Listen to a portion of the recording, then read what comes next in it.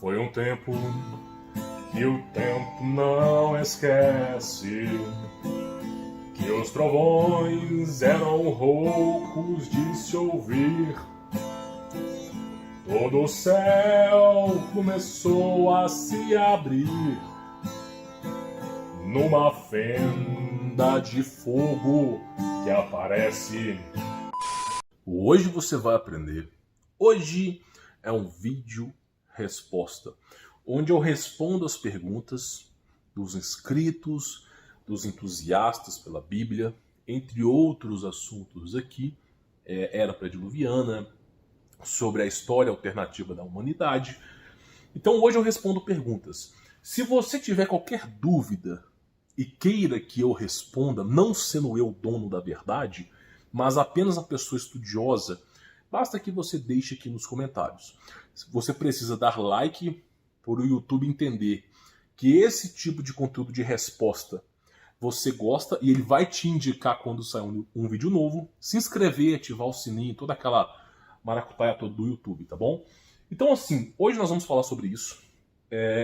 Nós vamos também refletir um pouco sobre filosofia, porque falta nas pessoas consciência. As pessoas estão perdendo a consciência, estão se transformando em massa sem inteligência. As pessoas estão se transformando em um grande besterol americano. Então as pessoas estão perdendo a consciência. E nós vamos falar um pouco sobre consciência aqui, tá? Então vamos responder algumas perguntas. E claro, vai ter no finalzinho aqui do vídeo, eu vou tocar umas músicas, né, pagar alguns micos aqui para vocês, tá bom? Mas vamos por partes, vamos lá. Vamos responder algumas perguntas aqui. O Daniel Felipe, tá? Isso é uma publicação que eu fiz sobre perguntas. Perguntou o seguinte: fale sobre os 144 mil escolhidos citados no livro do Apocalipse. Ele quer que eu fale sobre o capítulo 7 do Apocalipse. Tá? Eu vou pegar aqui para vocês poderem ver. Os 144 mil israelitas selados, tá? Quem que são essas pessoas? Não é só israelita não, tá bom? Mas tudo bem, vamos lá. Primeira coisa que você precisa entender aqui, tá? Quem que escreveu o Apocalipse? Quem escreveu o Apocalipse foi Paulo? Foi Lucas? Não. Quem escreveu o Apocalipse foi o apóstolo João, ok? Agora é o seguinte, onde João escreveu o Apocalipse? Ele escreveu, se não me falha a memória, na ilha de Pátimo, enquanto ele estava preso ainda, tá? João teve uma visão sobre o fim dos tempos. João vivia uma vida, nessa época que ele escreveu o Apocalipse, uma vida onde o Império Romano tomava conta de tudo e obrigava as pessoas naquela crença infundida deles. Depois, isso antes do imperador Constantino, tá? Porque Constantino, quando ele viu que o mundo estava se tornando cristão, a Europa estava se tornando cristã, ele veio com aquele sincretismo e uniu o paganismo com o cristianismo. Cristianismo não é ser católico, cristão não é ser católico. Cristão em Atos dos Apóstolos significa, pela primeira vez, os discípulos de Cristo foram chamados cristãos. Todo aquele que segue Jesus Cristo é cristão. Então houve um ecumenismo, um sincretismo por parte de Constantino. Mas antes de Constantino, a época em que João vivia, essa época as pessoas eram perseguidas por falar em Cristo. Então, o Apocalipse aqui de João é uma visão que ele teve do Império Romano, ok? Sobre o fim dos tempos. Porém, esse livro ele consegue ser utilizado em todas as épocas da humanidade. É um livro atemporal, tá? Por que é um livro atemporal? Todos nós iremos enfrentar o Apocalipse. Não existiria um Deus justo onde apenas uma pequena parte de pessoas passasse pelo Apocalipse e uma outra parte não passasse pelo Apocalipse. Isso seria um Deus injusto e seletivo. Então, simplesmente para que Deus possa ser justo e haja uma certa igualdade, O Apocalipse é para todos, independente das datas. Então, simplesmente, Apocalipse é um livro atemporal. Quem nasceu na época de 1500 enfrentou um grande problema nessa época, se não me falha a memória, pela peste negra. Então, cada época tem o seu Apocalipse. As pessoas não estão passíveis de uma vida perfeita na Terra. Muito pelo contrário, a vida aqui ela é ácida. Então, é um livro atemporal. Tá? Foi escrito por João, baseado no Império Romano, antes de Constantino, só que depois esse livro foi traduzido para várias e várias bíblias, né? E simplesmente se transformou hoje num livro atemporal. Tá? O que é o Apocalipse? Se você pegar para ler Apocalipse 6, eu vou até ler aqui, antes de eu responder essa pergunta, tá? Você vai perceber que quem destrói a terra não é Deus, não é Jesus, é o homem, tá? Olha só, Apocalipse 6:2, tá? Vamos lá. Olha só. Olhei e diante de mim estava um cavalo branco. Não é o cavalo de Jesus, aqui está falando de problemas. Um cavalo branco. E seu cavaleiro empunhava um arco. Ele foi ortogada, concedido poder, uma coroa. E ele cavalgava altaneiramente, com vencedor, determinado a vencer. Quem que é esse segundo cavalo aqui? Tá? Quando ele abriu o segundo selo, ouviu o segundo ser vivente brandando vem. Quem que é esse cavalo branco que aparece? Aqui em Apocalipse 6. Quem que é esse que está prestes a destruir tudo? Quem que é esse cara aqui? Se você pegar a época de João, quando ele escreveu isso aqui, ele está falando sobre o Império Romano. Por que é o Império Romano? O Império Romano não permitia você ter outra crença.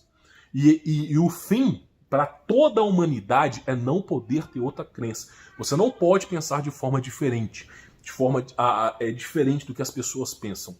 Então, o cavalo branco aqui é a obrigatoriedade de você ser alguma coisa. Você só é salvo se você for judeu. Você só é salvo se você for nazarim. Você só é salvo se você for católico. Você só é salvo se você for evangélico, se você for budista.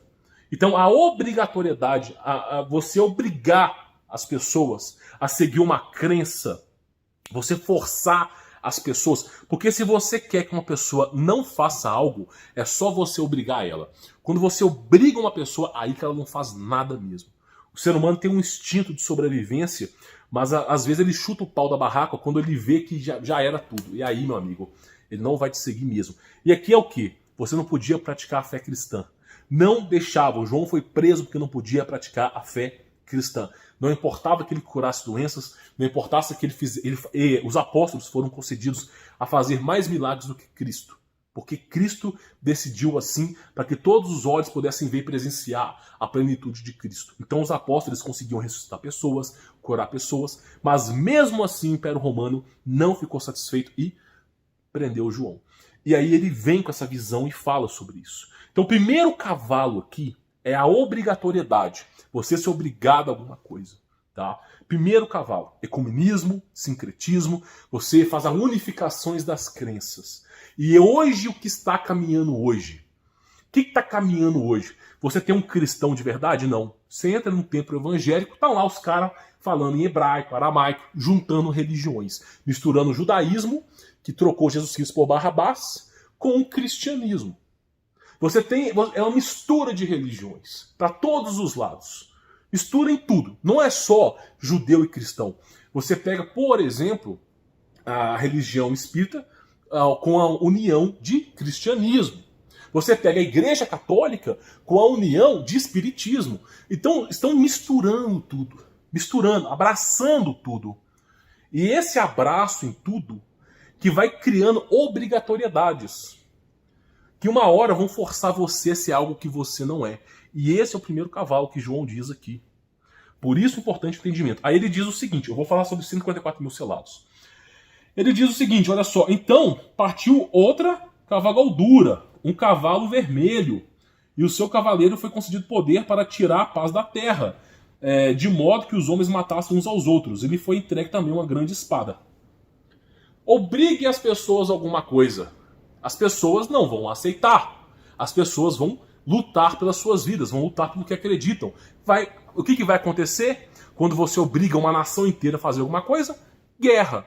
Então, a obrigatoriedade de alguma coisa provém guerras. Aqui não é um ser atemporal, é o homem destruindo tudo. Tá percebendo? Então provoca guerras, e esse é o segundo cavaleiro. Depois da guerra vem o quê? Imagina só, vamos lá. Terceiro selo, olha só. Quando o cordeiro abriu o terceiro selo, ouviu o terceiro ser vivente convocar. Vem, então reparei, eis um cavalo preto, e seu cavaleiro ostentava na mão uma balança. Então ouvi que parecia ser uma voz grande, uma voz grave.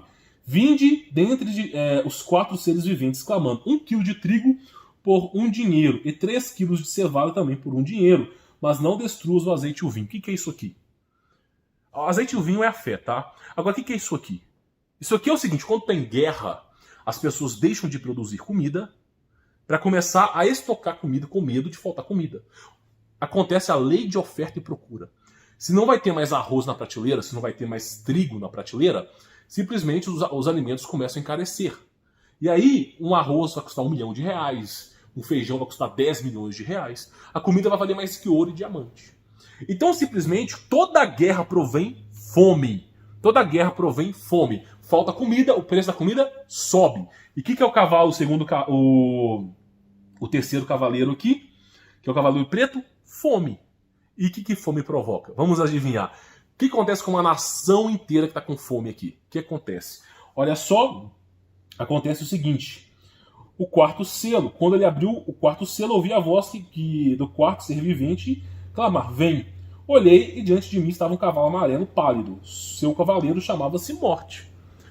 Então, obrigue as pessoas a alguma coisa. Obrigue. Obrigue as pessoas. Você vai provocar guerra. Guerra provoca fome. Fome provoca morte. Quem está produzindo o fim dos tempos aqui? O ser humano. Existe guerra desde que o mundo é mundo. Existe guerra na Idade Média. Existe guerra na era industrial. Existe guerra agora. Guerras existem o tempo todo. O ser humano sempre tenta a autodestruição. Então, o livro Apocalipse é um livro atemporal. Quem estiver lendo esse livro em 1600 vai parar e pensar: poxa, agora é o fim do mundo. Mas já passou 400 anos. Porque o livro ele é atemporal. Por isso que é dito: ninguém sabe o dia, ninguém sabe a hora. Somente Deus. Porque simplesmente o Apocalipse é atemporal. Todo mundo que nasceu passa pelo Apocalipse. Tá entendendo? O Apocalipse que João está descrevendo aqui, ele passou pelo Apocalipse. Todo mundo está passando pelo Apocalipse.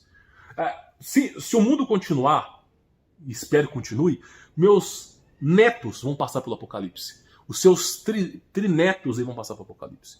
Então, simplesmente, o Apocalipse é uma coisa atemporal. Agora, o que é dito aqui? Vamos lá. Você entendeu que o ser humano é o lobo do homem, né? Agora, o que ele fala? Que é os 144 mil israelitas selados, tá? Quando fala que israelitas, na verdade, é da tribo de Jacó que se originou, né, as tribos. O que é esse pessoal aqui? Será que esse pessoal aqui são os judeus hoje? Não, não são. Não são mesmo. Inclusive, os judeus, eles perseguiram os profetas do passado. Cristo fala: vocês falam dos profetas, mas vocês perseguiram os profetas. Vocês anunciam a minha vinda, mas não querem aceitar os meus mandamentos. Quem que é esse pessoal aqui? É da tribo de Jacó. Mas tem uma pequena coisa. O livro é o quê? Atemporal. O Apocalipse é um livro atemporal. Então, por exemplo, nós temos aqui um acontecimento antes da vinda de Cristo e um acontecimento depois da vinda de Cristo. E as pessoas que morreram antes do nascimento de Cristo?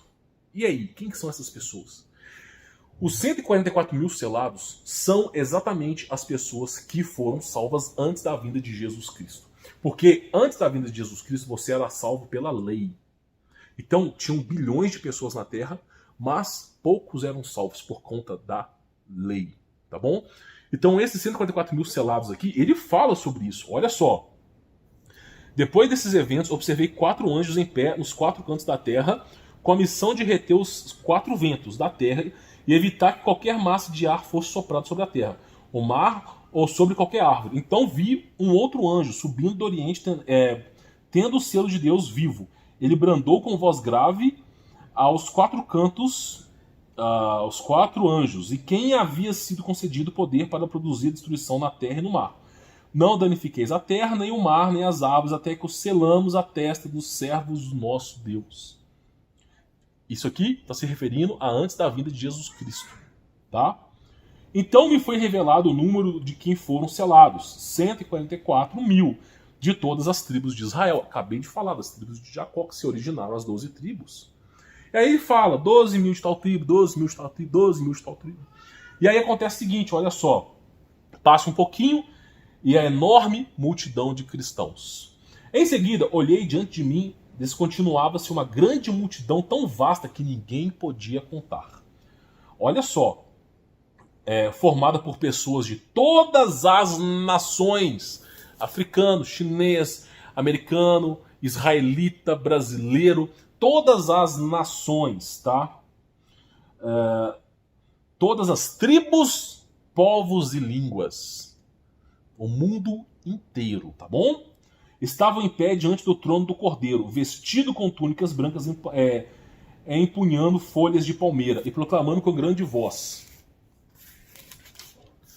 a salvação pertence ao nosso Deus, que se assentou no trono, e ao Cordeiro. Então, simplesmente, tá, esses milhões aqui é o que vieram depois de Cristo. Né? Quando Cristo se torna sumo sacerdote, você não é obrigado a sacrificar um bezerro lá no monte, buscar fogo do céu.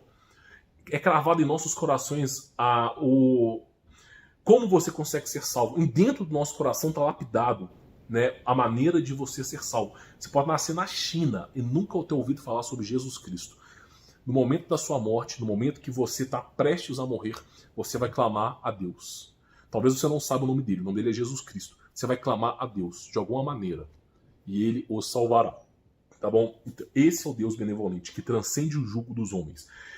Então, bem dizer, 144 mil selados veio antes de Jesus.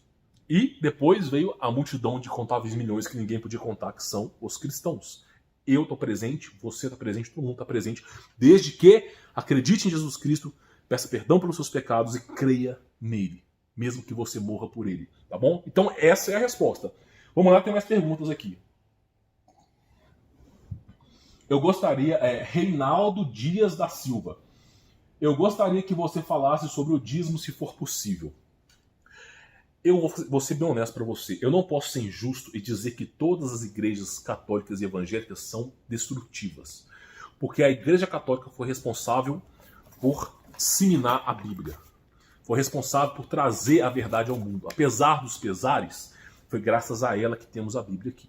A igreja evangélica foi uma reforma da igreja católica, visando ensinar para as pessoas, né, através de Martinho Lutero, uma outra vertente. Que, se ele soubesse, Martinho Lutero, que ia virar balada gospel e showmisso com carrinho apitando buzina em estádio, eu acho que ele não tinha nem criado essa crença.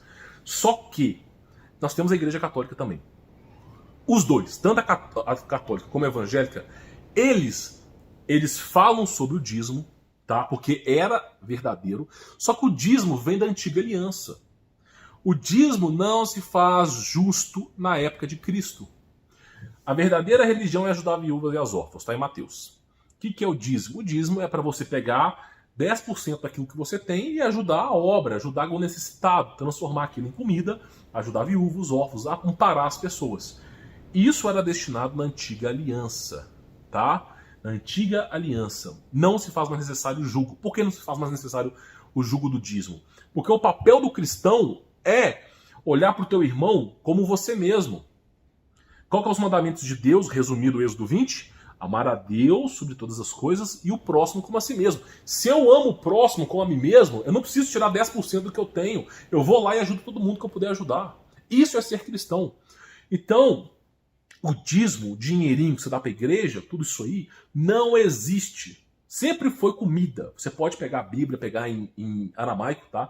Não recomendo pegar em hebraico, tá bem adulterado. Pega aramaico ou grego, mas pode pegar hebraico também. Só pega King James, que tá menos adulterado, você vai perceber lá que era sempre comida. Eles precisavam fazer doação de dízimo, e precisavam ir para uma cidade. Eles iam lá, pegavam aquela comida, vendia, pegavam as moedas, iam para outra cidade, pegavam aquelas moedas, trocavam em comida, tá? A comida estragava na viagem, né? E de lá ajudavam as pessoas. Então, sempre foi comida, agasalho, sempre foi ajudar o próximo dessa forma, tá bom? E hoje em dia, pelos mandamentos de Cristo, amar o próximo como a si mesmo é isso, né? Da mesma forma que você come, se o seu irmão estiver passando fome, você vai deixar o seu irmão sem comer? Você ficaria sem comer? Não. Então ajude. É simples. Cristo resumiu os mandamentos. Então vamos lá. Então o dízimo é da antiga aliança. Se qualquer igreja católica, evangélica, adventista começar a falar sobre dízimo, eles estão vivendo a antiga aliança. E aí, meu amigo, você tem uma série de leis para seguir, tá? Não adianta você pedir perdão pelo seu pecado dentro da igreja católica, evangélica, porque você vai ter que pedir para que se abra o céu, venha fogo do céu. Agora, se você vive a nova aliança, é só você dobrar o seu joelho, tá? Então, o dízimo é uma coisa da antiga aliança. Não se faz necessário dízimo com a vinda de Jesus. Tá bom? Vamos lá. Thales Bernardo Mendes. Para você, a linhagem da serpente são os controladores de hoje em dia? Claro. Sim ou claro, óbvio, é claro. Nós temos a linhagem de Caim e Abel. Abel foi morto por Caim, ok? Depois teve Sete. Se não me falha a memória, era Sete. Então nós temos Caim e Sete. A linhagem de Caim foram os primeiros construtores de cidades, os primeiros a dispor de tecnologia. Tubal-Caim, por exemplo, foi o primeiro ferreiro do mundo. Quando se fala ferreiro, se fala tecnologia. Inclusive o filme, já falei sobre isso, o filme Homem de Ferro, é referenciado à tecnologia de Tubal-Caim. Então, a linhagem de Caim é uma linhagem que constrói cidades, é uma linhagem disposta de tecnologia militar, tecnologia angelical. Então eles estão sempre no topo do mundo. A linhagem de Caim é a linhagem que governa o mundo. Não é a linhagem do ser humano, tá? Não é o ser humano lá comum que domina o mundo. Então quem domina tudo é a linhagem de Caim. Isso é óbvio. Porque para eles os bens materiais, para eles terra, para eles recursos, para eles é valioso. A linhagem de Caim foi destituído da glória de Jesus Cristo. Ok? Destituído da glória de Jesus Cristo. Então, eles têm que buscar sobrevivência através dos meios naturais. E aí eles acabam construindo impérios. Tá bom? Então, a linhagem de Caim é isso. Mas, é aquela conversa que eu falo pra você. Conversa de doido, né, meu amigo? Tem como você saber quem tá no topo do mundo? Eu não sei. Eu não sei nem quem tá na base. Tá? Então, esse é um contexto. Vamos lá. Super Rege Supremo. Cara, que os nomes estranhos que o pessoal coloca. Super Rege Supremo. Fala sobre o amor que devemos ter com nossos semelhantes. E o que fazer com pessoas tóxicas. Beleza. O amor que temos que ter com semelhantes. Deixa eu te falar uma coisa. Você acha mesmo que você tem que abraçar quem você odeia? Que você tem que simplesmente falar assim, essa pessoa aqui, Jesus Cristo disse amar o próximo como a si mesmo. Você acha que eu tenho que ir lá ficar ajudando aquele cara que não quer ser ajudado? Não é isso. Amar o próximo é uma outra vertente. Qual que é a outra vertente de amar o próximo?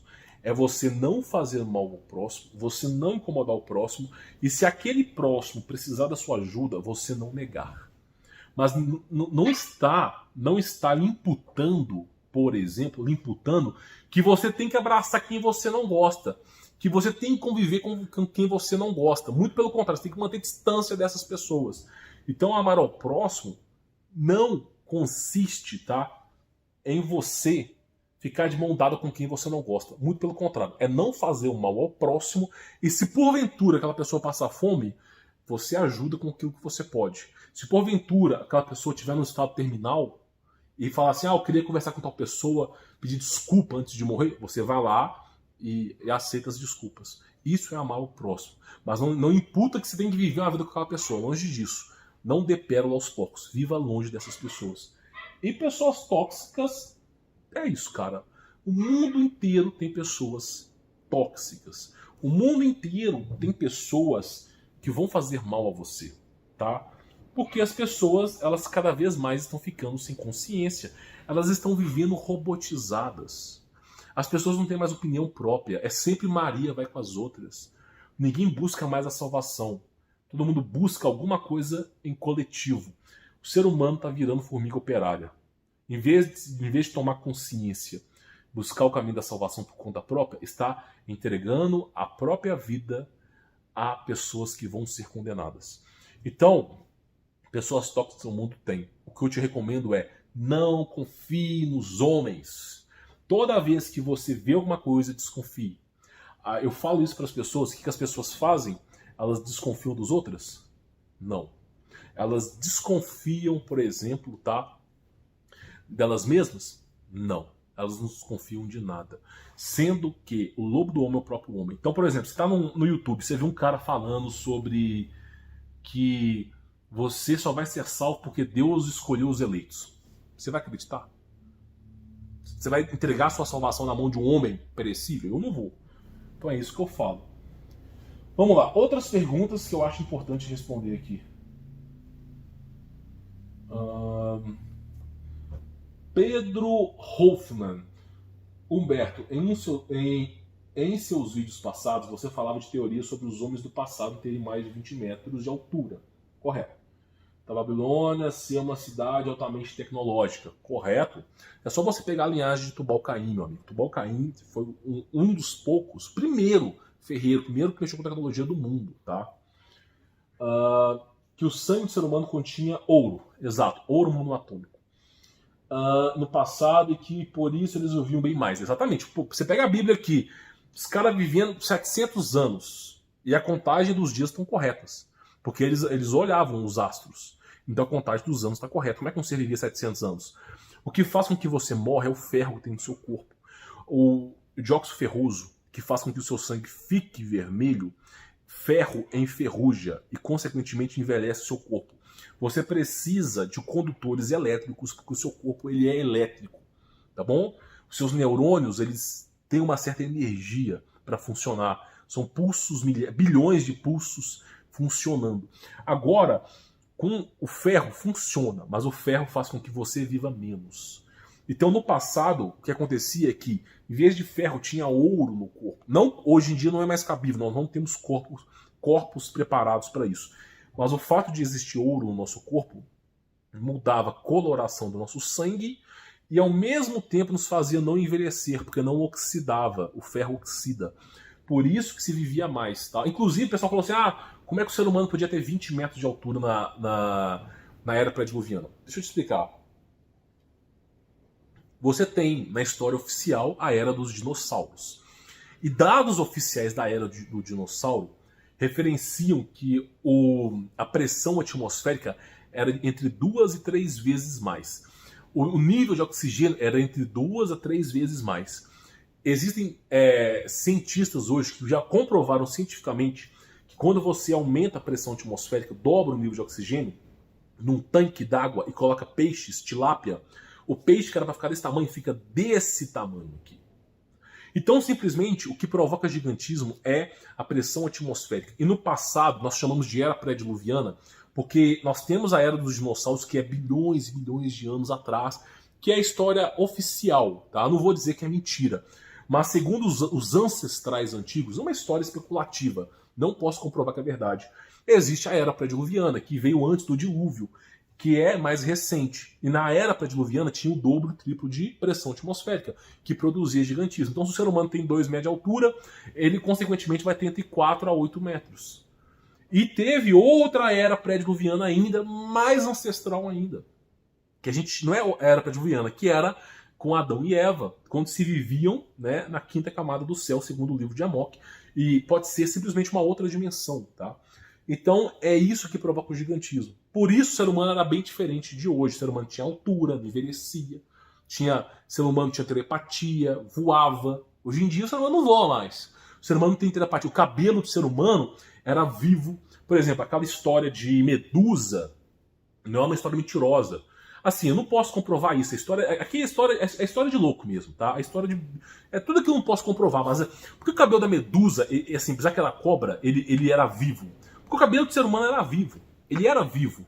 Ele era o ponto de conexão com Deus, com Jesus Cristo. Só que tudo isso foi perdido. Você dá poder pro ser humano. Sério, só você ver, o dia que você recebe dinheiro do seu salário e o dia que você não recebe. Você é humilde quando você recebe seu saláriozinho todo mês, no dia que você está com dinheiro na mão, ou você é mais humilde quando você não tem dinheiro? Agora imagina o ser humano com um poder colossal. Então foi destituído todas essas virtudes do ser humano Porque o ser humano não sabe viver com muito. É isso. O ser humano não sabe viver com muito. Todo mundo pede dinheiro para Deus. Ninguém pede dinheiro para Jesus Cristo. Por que ninguém pede dinheiro para Jesus Cristo? Porque Jesus Cristo não dá dinheiro para ninguém. É simples. Então, não adianta você pedir as coisas para Jesus Cristo que ele não vai te dar. Ele vai te dar o caminho da salvação. Por isso todo mundo pede dinheiro para Deus. Agora, você tem que entender o seguinte. Por que foi destituído todas essas glórias do homem? Porque o homem se perde.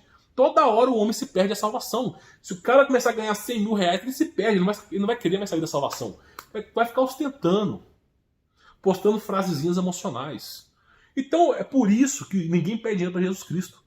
Porque não funciona. Jesus Cristo não dá dinheiro para ninguém. Jesus Cristo ensina o caminho. Tá? Por isso que as pessoas ficam pedindo dinheiro para Deus. Agora, toma cuidado com o dinheiro que você pede.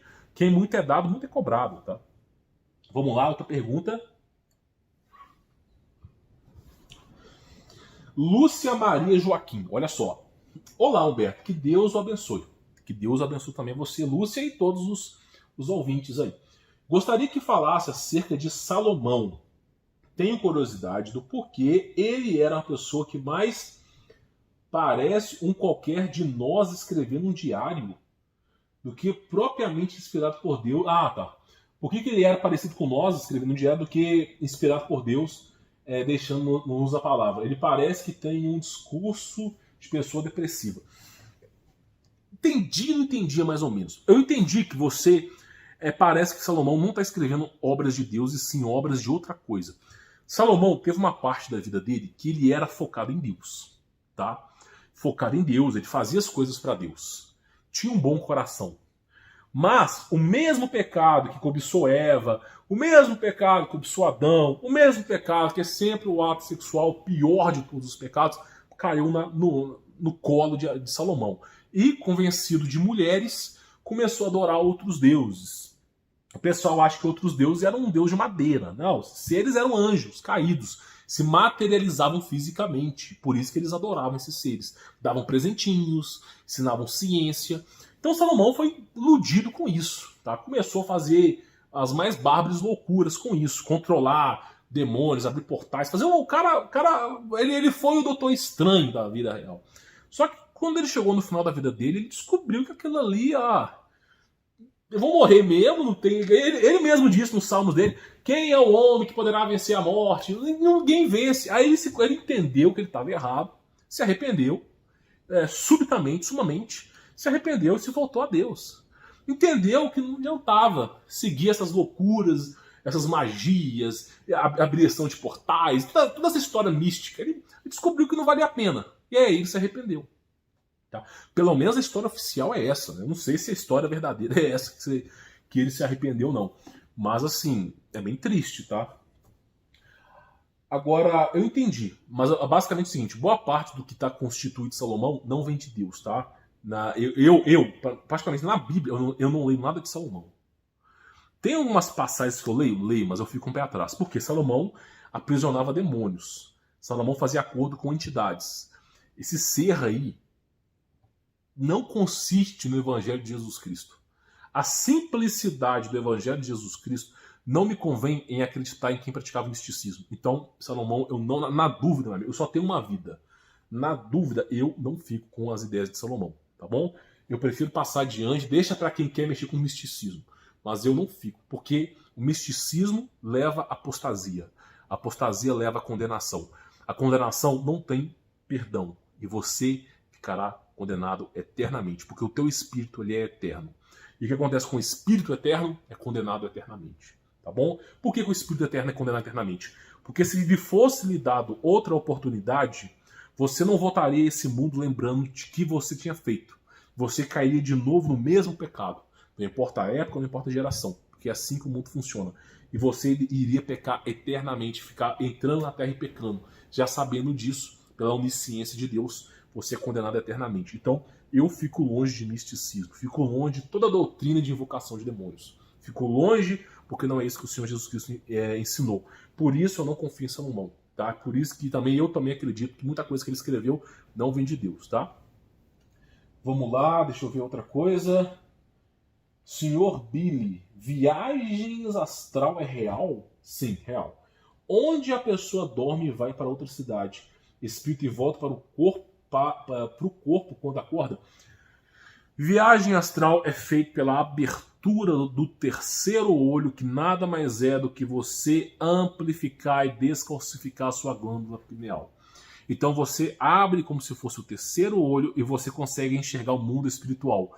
Você começa a sair do seu corpo com consciência. Deixa eu só te fazer um pequeno alerta sobre isso.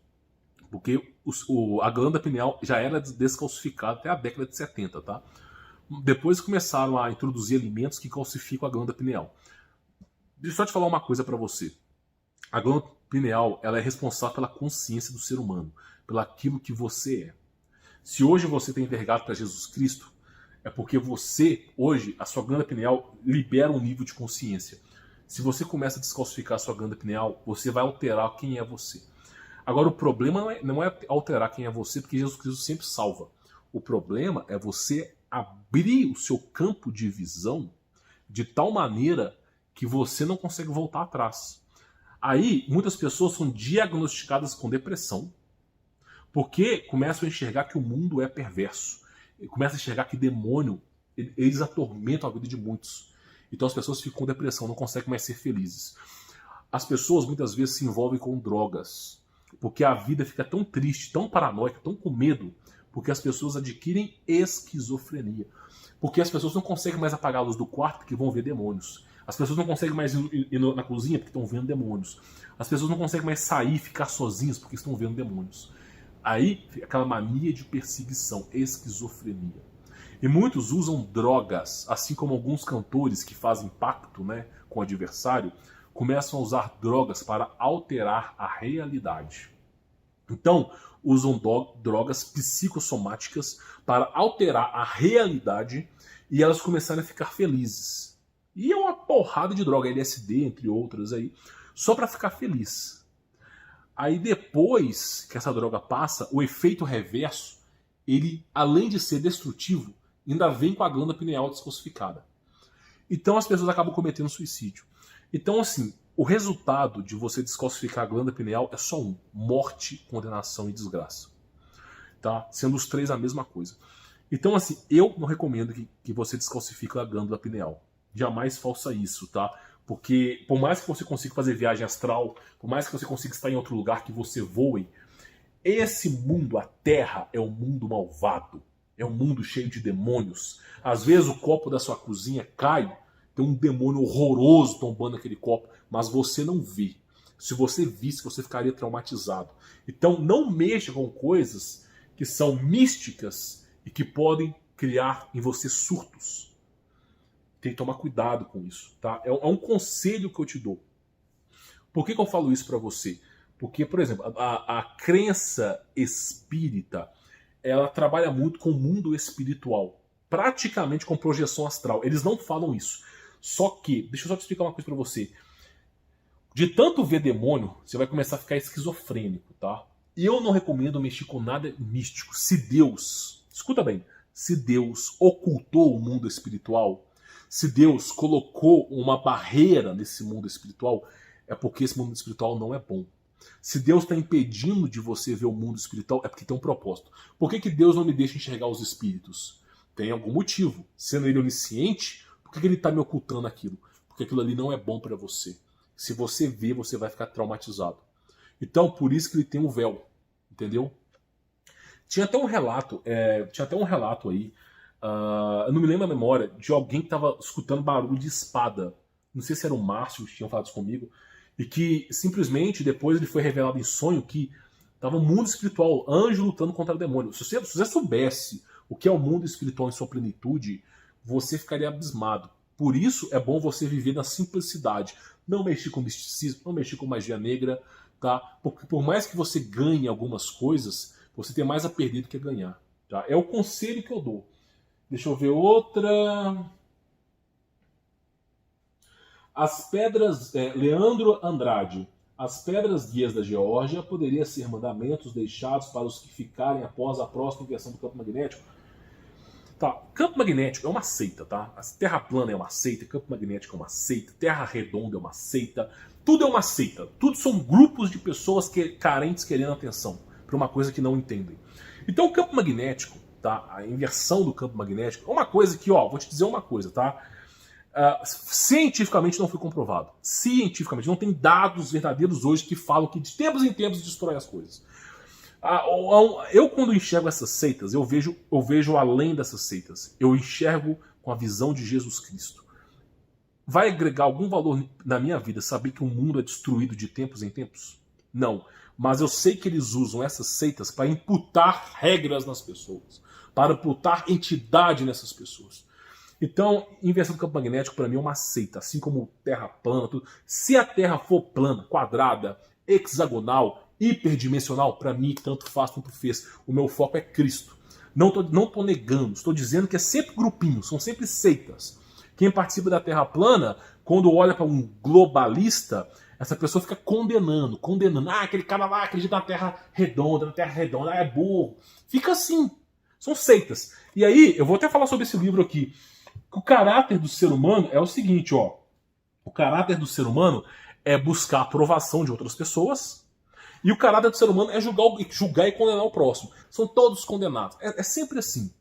Tá? É sempre assim. Terra plana, terra redonda da NASA, terra hexagonal. Já ouvi falar de terra hexagonal já. Já tinha terra cônica, né? Agora hexagonal. Então, assim, eu sou da seguinte filosofia. Eu uso maiêutica na minha vida. Perguntas para responder respostas. Perguntas simples. Eu nunca saio do básico.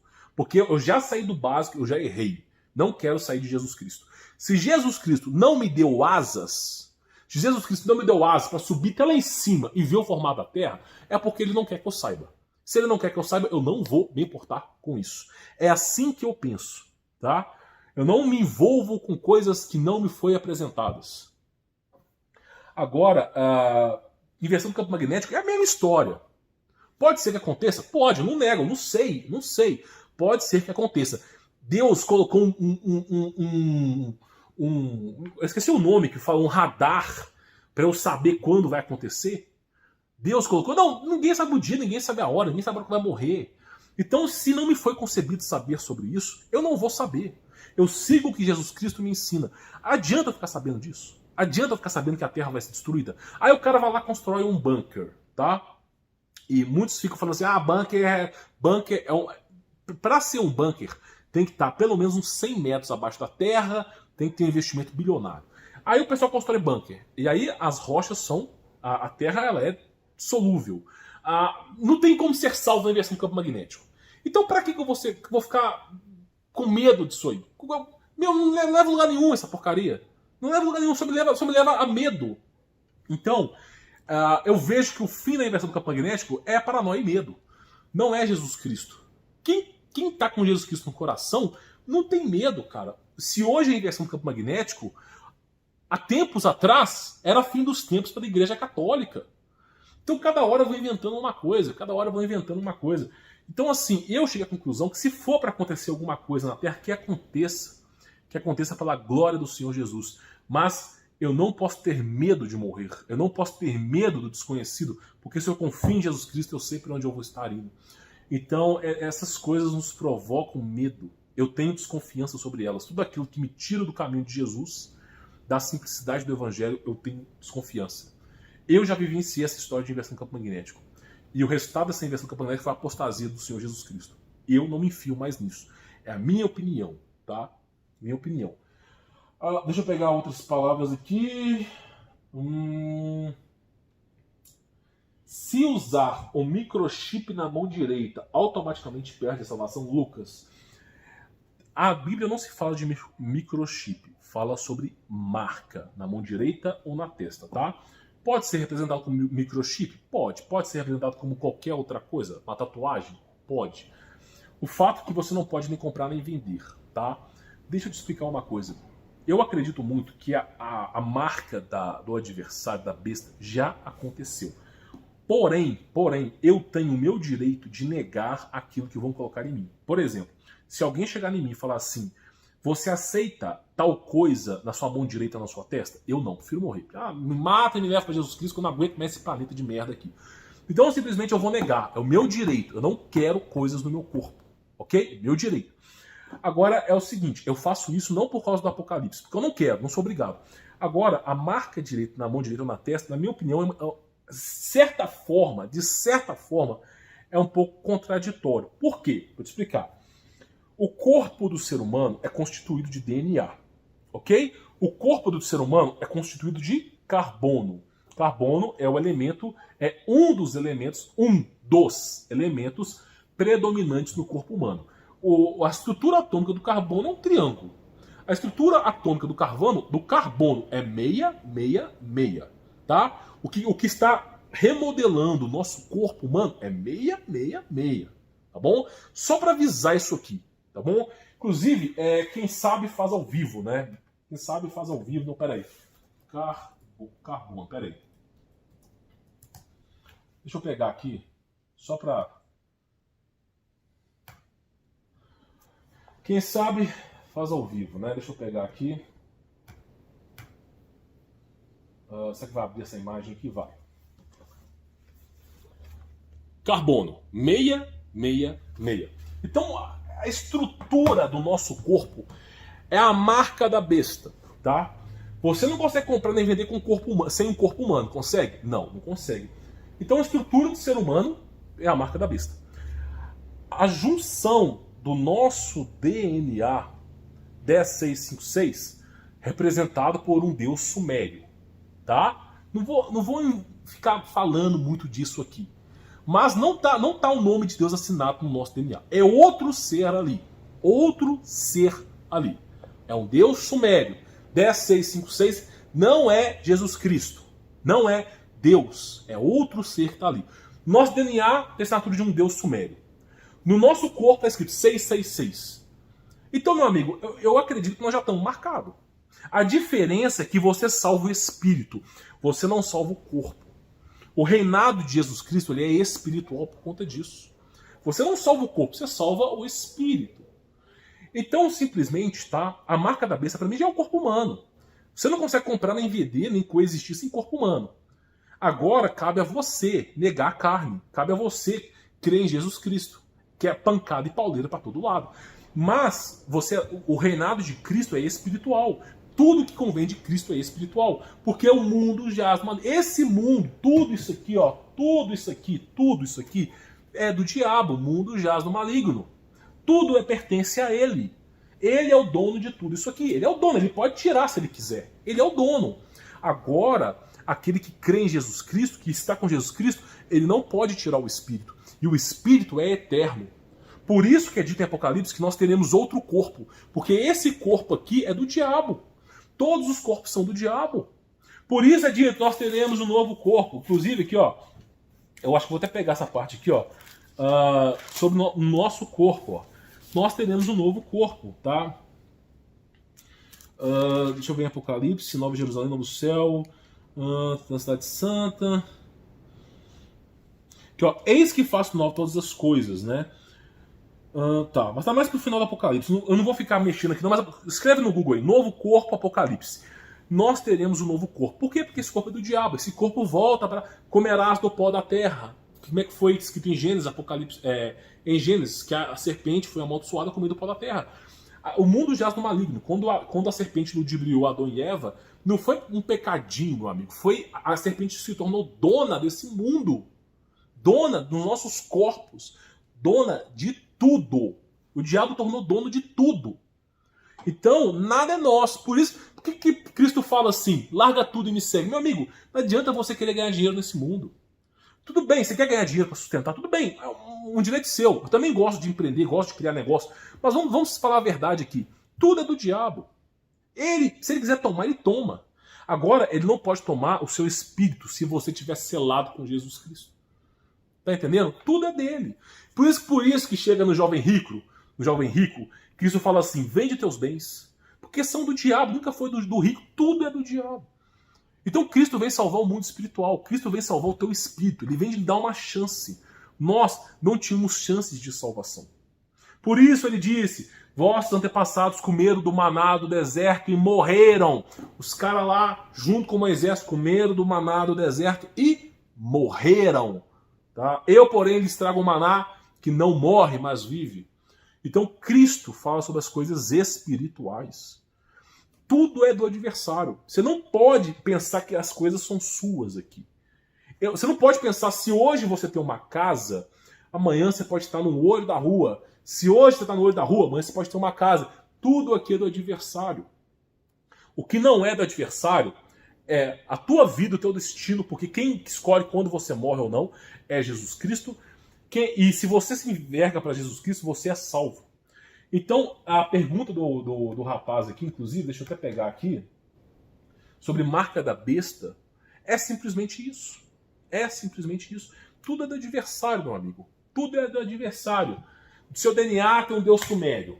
O seu corpo está 666. O mundo jaz no maligno. Tudo é dele. Você tem que aprender a viver na plenitude de Cristo, que é o Cristo espiritual. Não é um reinado físico. O que vem aqui fisicamente não é Cristo. Tá? É minha dica para você. Tá? Minha dica. Deixa eu ver. Outra pergunta.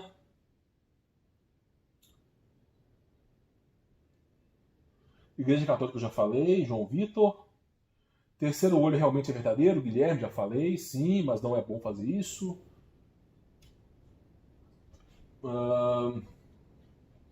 Irmão, gostei de seus vídeos. O que você acha da Igreja Católica e Papa Francisco? Já falei sobre igreja. Tem pessoas boas, tem pessoas ruins. Tá. Fala, deixa eu ver. Empreendedorismo. Não, empreendedorismo acho que hoje não é válido. Quem teve filhos com mais de uma mulher tem salvação? Canal, nome do cara. Botou um nome qualquer, né? Quem teve filhos com mais de uma mulher? Cara, aí que eu te falo, se você seguir as leis da antiga aliança, você não tem direito de salvação se você já foi casado mais de uma vez. Você não tem direito de salvação se você teve mais de um filho com outra mulher. Porém, Jesus Cristo é o Deus do impossível. Se você crê em Jesus Cristo, perdoado estão os teus pecados. Olha que facilidade que é ser salvo. A facilidade incomoda até o adversário. Então, aquele que crê em Jesus Cristo e se arrepende verdadeiramente, tendo ele filhos com outras mulheres, tendo ele casado outras vezes, ele ainda tem direito à salvação. Tá entendendo? Porque não se trata de eu e você, trata-se de uma guerra espiritual que nós não fazemos ideia de onde nós estamos aqui. Então, Cristo, ele vem para nos ensinar e para nos levar no caminho da salvação. Então, você tem que se arrepender verdadeiramente e crer nele. Tendo mais de um filho ou não, participando de um casamento que não deu certo, se você quer ser salvo, ancore a sua salvação em Cristo. Ele é o caminho. Qualquer outro ser vai te condenar, tá bom? E é isso que eu digo. Deixa eu ver outra coisa. Nossa, que pergunta que é essa? Paulo Cogos vai conseguir desencalhar... isso aqui é brincadeira de alguém, né? Rodrigo Tsuashi lá. Tá. O que é o Espírito Santo? É Deus espiritual. É a presença de Deus de forma espiritual. Tá. Tem uma pergunta aqui. Duas perguntas que eu não vou responder, porque eu conheço o algoritmo do YouTube, tá? Infelizmente. Deixa eu ver outra pergunta. Fim dos tempos e limites de saída das grandes massas. Grandes cidades. Augusto Plínio. Olha, meu amigo. É dito na Bíblia que covarde não entra no céu. É dito na Bíblia, tá? Que você, né, tem que crer em Jesus Cristo. Todos nós passaremos pelo Apocalipse. Você pode se esconder num buraco de adamantio. Você será testado até o seu limite ali. Então não adianta você se esconder. O mundo jaz no maligno. O mundo pertence ao maligno. Não adianta você se esconder. Então o caminho para a salvação não é ter medo de morar nas cidades. Você pode sair da cidade como considerações, mas não é medo de morar na cidade. O caminho de salvação é Cristo Jesus. Tá? Não importa. As pessoas acham que morar no meio do mato vão ser salvas. Deixa eu te falar uma coisa. O exército brasileiro, que é o pior exército do mundo, na tecnologia antiga e antiquada, já tem drones, eles têm drones de temperatura, já tem um mapa do Google sobre todas as terras. Se mudar uma folha ali, eles sabem. Existe um equipamento de topografia, que é um drone, que ele consegue ver o 3D da floresta. 3D, ele emite um raio infravermelho, são milhões e milhões, quase bilhões de pulsos de raio infravermelho, que eles conseguem ver uma folha em cima de outra folha no mato. Então esses drones, você não escuta eles, você não vê eles, que eles estão no alto, e esses drones de topografia conseguem ver se você rastelou a terra. Eu te falo isso porque topografia é uma coisa que eu estudei, tá? Inclusive, tanto eu quanto meu pai, a gente conhece sobre isso. Topografia, existem drones que conseguem fazer um mapa 3D da floresta, com as árvores, com as galhas e as folhas. Então, mesmo que você se esconda na floresta, até a tua pegada eles conseguem rastrear. Tá bom? Então, assim, o exército brasileiro é o exército mais bem treinado para missões em floresta. Ok? E os caras têm drones de topografia que medem 3D da floresta. Vamos supor, tá? Não que eu acredite que o exército se transforme em uma guerra civil. Vamos supor. Você acha que adianta você ir para a floresta? O exército brasileiro, os caras dormem no meio do mato. Eles pegam um pedaço de sacola, transformam em acampamento. O ser humano igual eu, rechonchudo, você também, todos nós não somos acostumados com floresta. O exército brasileiro, eles nascem e vivem naquela coisa ali. Os caras passam o dia inteiro ali. Os caras fazem missões, eles ficam 6 meses no meio do mato. Os caras sobrevivem com o que tem ali. Eles sabem. Você vai numa floresta, você não consegue encontrar alimento. Os caras, em 1, 2 horas, já tá com água, com alimento, os caras andam. Então você acha que é uma estratégia inteligente você se enfiar no meio do mato? Esse drone de topografia, tá? Eu solicitei um serviço de topografia, o cara me deu um serviço que até as folhas ele conseguiu medir. Então, assim, se essa é uma tecnologia que é uma tecnologia física, qualquer pessoa consegue ter. Inclusive, pesquise você, topografia, tá? 3D. Escreve aí, topografia 3D feita por drone. Você vai se assustar, os caras conseguem saber até se a folha mexeu. Aí eu te faço uma pergunta, você acha que você consegue se esconder? Mesmo que você se esconder, meu amigo, o mundo espiritual, os demônios aí sabem onde você está. Então, não adianta se esconder. Não adianta. Por isso que Cristo mesmo diz, aquele que persistir até o final será salvo. Não tem, o caminho da salvação não é se esconder do diabo. O caminho da salvação é morrer por Cristo, meu amigo. Morrer por Cristo, estar até o final com Cristo. Por isso que o Apocalipse é temporal. Toda geração tem o seu Apocalipse. Tá bom? Deixa eu ver. E claro, minha opinião, né, pessoal? Minha opinião. Tá. João Vitor, o Espírito Santo, Ruach Kadosh. Ruach Kadosh é a maneira que os hebreus falam sobre o Espírito Santo. Eu prefiro falar Espírito Santo, tá? Não é o nome que vai me trazer uma benfeitoria. Na verdade, esses nomes estranhos nunca trazem benfeitoria. Mas tudo bem. O Espírito Santo é o aspecto feminino de Deus. Cara, eu vou te falar. Somente nos livros de Alta Magia Negra fala sobre o espírito feminino de Deus. Eu vou ser bem honesto pra você.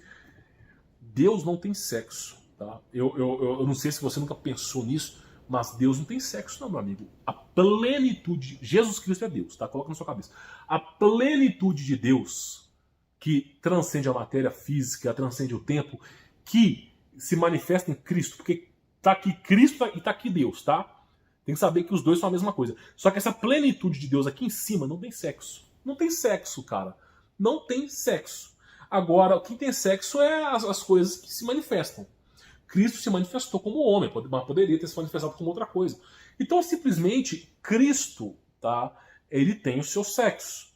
Mas a plenitude de Deus não tem sexo. Deus, como é que a lógica 2 mais 2 é igual a 4? Como é que toda a criação divina tem sexo? Não tem. Então é uma ideia até um pouco arcaica. Agora, sobre o Espírito Santo ser mulher, olha, isso aí não vem de Jesus Cristo, cara. Você deve estar lendo algum livro de ritual de magia negra, daqui a pouco você vai estar fazendo um ritual de invocação aí. Minha opinião, larga desse estudo, tá? Eu sou o tipo de pessoa que não mexo com coisa complexa. Eu não gosto, mas o mundo é complexo. Vai lá, meu amigo, vai lá. Gosta de complexidade? Começa a ler cabala, Zohar, vai lá fazer cruzilhada, chamar o pessoal de Shambhala que vive debaixo da terra, vai lá. Se mexe com essa ciência maluca dos caras, vai lá. Se envolva com tudo que é científico ou ocultista. Se envolva. Vire lá aquele Jack Parsons, vai lá. Se envolva com isso. Me diga, aonde você vai estar? Se você vai ser salvo ou não vai ser salvo. Então, às vezes, a pessoa vive na simplicidade e ela é salva. Eu prefiro a simplicidade. Eu não me envolvo com coisa mística, coisa científica. Porque são coisas sedutoras. É uma ciência sedutora, ela te seduz. Você fica maravilhado com aquilo. Maravilhado com aquilo. Então é uma ciência sedutora. Eu particularmente falando, não mexeria com isso. Fala sobre ter condições financeiras sem precisar investir. Marcelo Conceição. Eu prefiro não falar sobre empreendedorismo aqui. Tá? Na verdade, pessoal, eu estou tocando barco nos meus negócios. Não sei se vou continuar vendendo meu curso. Na verdade, nem anuncio meu curso aqui. Você tem que ter pilares empreendedores na sua vida. Igual eu tenho meus pilares empreendedores, eu não preciso ficar anunciando meu curso para vender aqui, porque eu tenho vários negócios. Só que Se eu aparecer no olho da rua amanhã ou depois, tanto faz, cara. O mundo não é. Esse mundo jaz no maligno, entendeu? Antes de preocupar com dinheiro, preocupa com a sua salvação. Porque hoje você pode ter o que comer, amanhã você não pode. Você já agradeceu Deus, Jesus Cristo, porque você tem um prato de comida, porque você tem água, você tem um teto, você tem cobertor? Tem que agradecer, cara. Porque o mundo é do maligno. Ele pode tirar de você, ele tem essa legalidade. Não venha falar que não tem, porque ele tem. Ele ganhou por conta de Adão e Eva. Então, se Jesus Cristo está preservando a sua vida, você tem o que comer, o que beber, seja grato. Seja grato. Tudo bem? Seja grato pelas coisas. Agora, se você quer aprender a ganhar dinheiro, cara, deve ter uma porrada de custo na internet aí. O final desses custos nunca é bom, né? Mas eu sempre falo para você o seguinte, tá? Seja grato pelas coisas que você tem. Não preocupa com o dinheiro. Deixa o dinheiro para depois. Coloca Jesus Cristo na sua vida, entendeu? E muitas pessoas tentam materializar dinheiro do céu. Eu mesmo fui uma dessas pessoas no passado, com esses erros. Se você materializar dinheiro do céu, o dinheiro vem. Vem, não vou mentir para você. Só que com o dinheiro vindo, você vai ter despesas astronômicas. O dinheiro vem e vai. Vem e vai. Vem e vai. E nunca fica com você. Por que o dinheiro nunca fica com você? Porque Jesus Cristo não quer que você tenha o que não lhe foi pertencente. Então Jesus Cristo ele vai destituir esse dinheiro. Ele vai vir, mas vai vir junto com o dinheiro que você pediu ao Deus sumério. Quando você pede dinheiro, quando você fala, Deus me dá dinheiro, está repetindo o nome do Senhor Jesus, Deus sumério manda dinheiro para você. Tá? Não é Deus com D maiúsculo, é um anjo caído. E aí, ele se torna dono da sua vida. Sua vida virá um inferno. É só isso. Agora, se você pede para Jesus, Deus, me dê uma oportunidade de trabalhar para sustentar minha família, ou me ajude com o meu negócio para que ele possa dar certo, apenas para que eu possa sustentar minha família, ele vai te ajudar. Agora, ninguém pede dinheiro para Jesus. Já reparou? Todo mundo pede dinheiro para Deus? Porque Jesus não dá dinheiro. Jesus dá oportunidade, Jesus ensina o caminho da salvação. Jesus não quer você frívolo na vida. Entendeu a diferença? Eu digo isso para você. Tá? Eu já tive uma experiência na minha vida com muito dinheiro. Muito dinheiro, muito dinheiro. E você, não só eu, mas várias pessoas, você se afasta de Deus, se afasta de Jesus Cristo. Agora, quando você tem menos dinheiro, você se volta para Jesus Cristo. Porque o Deus do dinheiro é Mamon, tá entendendo? Então o dinheiro, ele tem que entrar na sua vida apenas para te auxiliar, te orientar. Mas não pode ser prioridade na sua vida. É uma dica que eu te dou, tá bom? Uma dica assim, pessoal. Você pode querer ter dinheiro, mas nunca pense em muito dinheiro, porque muito dinheiro atrapalha a vida das pessoas, tá? Muito dinheiro você vai ter que pagar funcionários, governo, vai ter que pagar os impostos, nota fiscal, vai ter que abrir a abertura de uma empresa no local físico. Você vai ganhar 100 mil e vai gastar 94 mil de custos. É basicamente isso. Aí no fim das contas você vai chegar e falar assim, meu, se eu ganhar pouco e ser feliz, eu preciso ser feliz. Por isso que os empresários, eles muitas vezes tomam antidepressivos, muitas vezes os empresários, eles precisam viajar, sumir da empresa durante um tempo. Porque o empresário no Brasil é sofrimento, tortura. Você ganha 100 mil, mas você gasta 96 mil de custo, 94 mil de custo. E o que sobrou, você fala, não compensa. Então, não preocupe mais com sua felicidade, o seu bem-estar. Tem um episódio do Família Dinossauro que o Dino chega, ele está assistindo televisão, ele pensa assim, sabe de uma coisa? Eu tenho família, tenho uma casa, tenho um carro, tenho o que comer, tenho um teto sobre minha cabeça. Eu acho que eu tô bem de vida, eu sou uma pessoa feliz. Aí de repente a televisão, bum! Aparece uma fumaça e o cara falando assim, você não é feliz. Para ser feliz você precisa desse copo aqui. O copo custa tipo 20 mil dólares. Aí o Dino vai lá, preciso de um copo para ser feliz. O Dino vai lá e compra o copo, se endivida. Então assim, às vezes você é feliz, mas o sistema te induz a ser infeliz. Às vezes, cara, você chega em casa, tua esposa te sorri, teu filho, tua filha sorri pra você, você tem o que comer, você tá com a vida feliz ali e você não dá valor. E muitas pessoas queriam ter uma esposa para chegar em casa, queriam ter uma comida para comer, queriam ter um teto e não tem. Então seja grato por você estar vivo, você ter o que comer, entendeu? Quanto mais gratidão você agradece, mais as coisas acontecem com você, mais as coisas boas acontecem com você, tá bom? E Cheque 008 é os nomes que o pessoal coloca, que é estranho. Cheque 008, canta música de violão. Então vamos lá, pra gente poder fechar, é a última pergunta mesmo, né? Última pergunta, ó, aqui chegou ao final, ó, não tem mais nada, ó. Cheque 008, canta a música. Então vamos lá. Ó, eu vou falar pra você o seguinte, tá? Sobre violão. eu tô aprendendo. Eu não sou lá grande coisa de violão. Mas como existe a Anitta, como existe o Vitão, como existe Luísa Sonza, pô, se esses caras são famosos com aquela voz de bezerro velho, então eu aqui eu acho que eu tenho uma chance, né? Mas brincadeiras à parte, eu não espero ser famoso com violão. A minha voz é de taquara rachada e eu não sei tocar violão, tá? É só amador. Para você gostar da minha música, é somente depois da 20ª cerveja Cara, sério, pra você gostar do que eu faço aqui é bem pouco, tá? Mas a gente tenta, vamos lá. Essa música aqui, ó, eu sei. Quer ver? Eu acho que você vai descobrir qual música que é essa. Eu não vou tocar tudo, porque eu não sei, tô aprendendo, tá? Mas é essa música aqui, ó. Ó.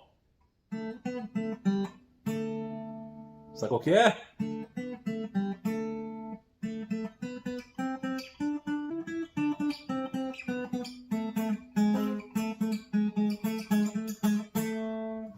Eu sei que eu errei, tá?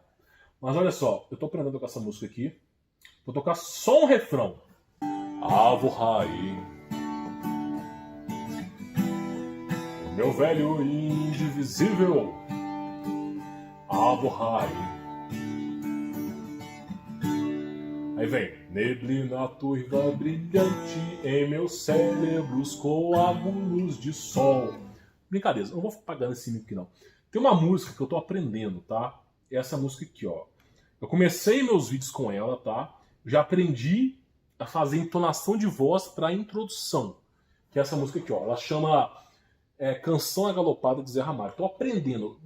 Assim, o meu objetivo de vida hoje, depois de ser salvo, claro, de todos os objetivos comuns, é aprender essa música aqui. Eu tô aprendendo, tá? Então, assim, não espere muita coisa, tá?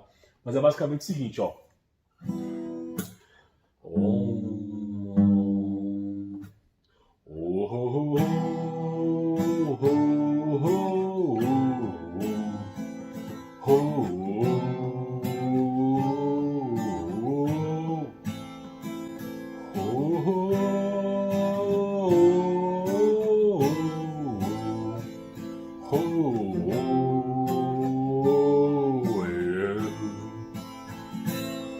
Foi um tempo que o tempo não esquece, que os trovões eram roucos de se ouvir. Todo o céu começou a se abrir numa fenda de fogo que aparece ponteando em cordas e lamentos, escrevendo seus novos mandamentos na fronteira de um mundo alucinado, cavalgando em martelo agalopado e viajando com loucos pensamentos. Sei que eu errei tudo, tá? Mas tô aprendendo. Essa música eu gosto muito. Canção Agalopada. E tem uma outra música de Zé Ramalho que eu gosto, tá? Que eu vou até colocá-la aqui. Jardim das Acácias. Jardim das Acácias. Zé Ramalho. Mas eu sou uma pessoa, né, no sentido da música, bem espertinha, né? Bem espertinho. Por quê? Porque eu venho aqui no Cifras Club e eu coloco assim, cifra simplificada, né? Mas é assim, ó. Eu falo pra vocês, pessoal. Quando eu tiver bom na música, eu lanço uma musiquinha aqui pra vocês, tá? Mas é mais ou menos assim. Nada vejo por essa cidade que não passe de um lugar comum. Mas o solo é de fertilidade no jardim dos animais em jejum, esperando alvorecer de novo, esperando anoitecer pra ver a clareza da 8ª estrela, esperando a madrugada vir. E eu não posso com a mão retê-la, E eu não passo de um rapaz comum. Como e corro, trafego na rua. Fui graveto do bico anum. Quando eu olho para uma música do Zé Ramalho, eu penso muito assim: o que essa música transmite para mim? Eu faço uma auto-reflexão, tá? E aí é por isso que eu acho interessante. Essa aqui é bem bacana também, tá? 7 botas pisaram no telhado, 7 léguas comeram-se assim, 7 quedas de larva e de marfim, 7 corpos de fio amolado. Agora chega de falar, né? Brincadeira. Mas agora, para quem chegou até o final, tá? Para quem chegou até o final desse vídeo, uma reflexão profunda, uma pergunta extra, só para quem chegou até o final. Se você chegou até o final, você escreve nos comentários: eu cheguei até o final, tá? Nós vamos fazer uma pequena análise desse livro aqui, Como Fazer Amigos e Influenciar Pessoas, Dale Carnegie, tá? Que tem uma frase aqui que é muito boa. Olha só. Você já parou para pensar por que Deus, quando você comete um pecado, ele não abre os céus e aponta o dedo na sua cara e fala: você está errando? Por que Deus não te pune no exato momento do pecado?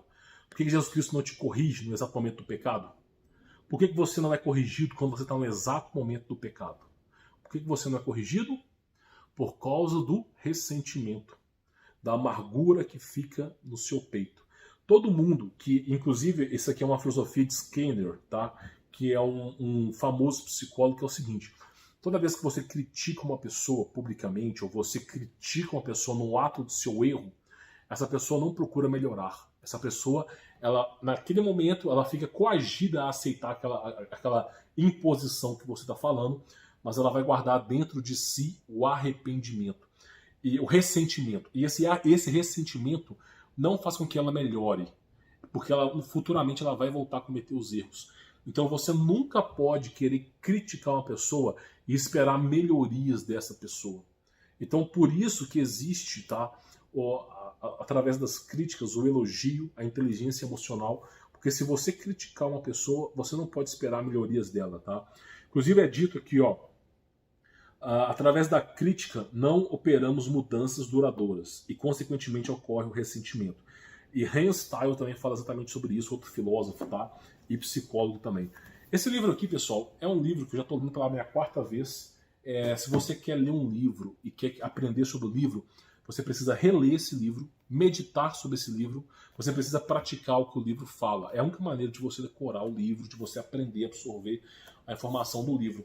Por exemplo, eu uso muito da psicologia desse livro, entre outros livros que eu leio, da psicologia, por exemplo, da história da psicologia socrática, Sócrates, que ensina: conhece-te a ti mesmo, uma frase de Sócrates.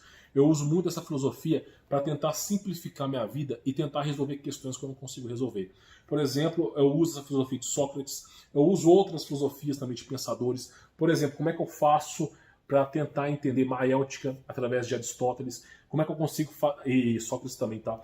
Mas como é que eu consigo fazer com que eu responda a Bíblia de forma simples? Porque Jesus Cristo, ele não veio ensinar o complexo ao homem, ele veio ensinar o simples. Ele vem ensinar justamente a simplicidade da salvação. Então o conceito que eu quero falar para vocês, tá? Sempre que você tiver questões difíceis na vida, situações difíceis de serem resolvidas na sua vida, resolva essas situações fazendo perguntas simples. Como é que eu saio dessa? Como é que eu consigo reverter isso? Como é que eu faço para voltar com o meu casamento? Como é que eu faço para voltar com a minha mulher, com o meu marido? Como é que eu faço para recuperar o meu emprego? Como é que eu faço para procurar um outro emprego? São sempre perguntas simples. Nunca faça pergunta complexa. E as perguntas simples vão direcionar você ao caminho correto, tá bom? Porque a verdade está latente em todos nós. Quando você faz perguntas simples, por que Jesus Cristo veio ao mundo? Porque Jesus Cristo veio. Ele veio para que nos ensinasse e nos desse o direito de salvação. Por que Deus existe? Deus existe como um todo. Assim como a matemática existe, 2 mais 2 é igual a 4, Deus sempre existiu. Sem Deus não existe nada. Ele é a razão por tudo que existe nesse mundo, nesse universo, em toda a existência. Então Então, perguntas simples levam a respostas simples, levam à sabedoria. Perguntas complexas te afastam da sabedoria, porque são complexas, difíceis de explicar. Então, é dito até mesmo por Steve Jobs que a perfeição de algo é a simplicidade. O que fez com que o iPhone, na época de Steve Jobs, bombasse, não é porque era o mais bonito, não sei o que não. Tinha esse aspecto também de design.